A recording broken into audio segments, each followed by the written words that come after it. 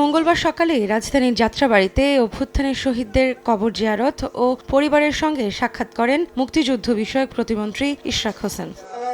পরে গণমাধ্যমে প্রতিমন্ত্রী বলেন, অন্তর্বর্তী সরকারের গাফিলতির কারণেই জুলাই শহীদদের তালিকা সম্পন্ন করা সম্ভব হয়নি। ভুয়া কাগজপত্র দিয়ে কেউ গেজেটভুক্ত হওয়ার অপচেষ্টা করলে আইনের আওতায় আনার হুঁশিয়ারি দেন। অন্তর্বর্তী সরকারের সময়ে জুলাই শহীদদের কবর রক্ষণাবেক্ষণে অর্থ বরাদ্দ হলেও সেখানেও দুর্নীতি হয়েছে বলে জানান প্রতিমন্ত্রী। অন্তর্বর্তীকালীন সরকারের যে দায়িত্ব ছিল সেখানে অনেক অভিযোগ আমরা শুনতে পাই, অবহেলার কথা আমরা শুনতে পাই।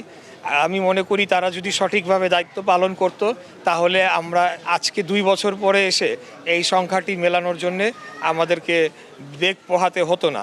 আইন তার নিজস্ব গতিতে চলবে।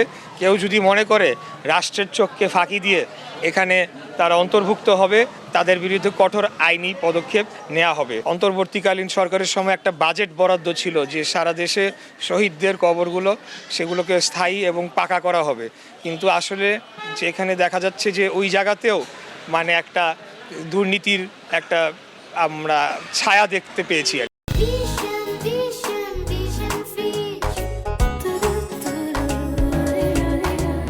এদিকে সকালে জাতীয় প্রেস ক্লাবে এক আলোচনা সভায় পানি সম্পদ মন্ত্রী শহীদউদ্দিন চৌধুরী আনি বলেন, জুলাই কোনো রাজনৈতিক দলের একক আন্দোলন ছিল না। এ নিয়ে কারো পক্ষে নেয়া বা দ্বিধা বিভক্তির সুযোগ নেই। যারা জুলাইকে নিজের অর্জন বলে প্রচার করতে চায় তারা 5 আগস্টের আগে কোথায় ছিলেন সেই প্রশ্নও তোলেন মন্ত্রী।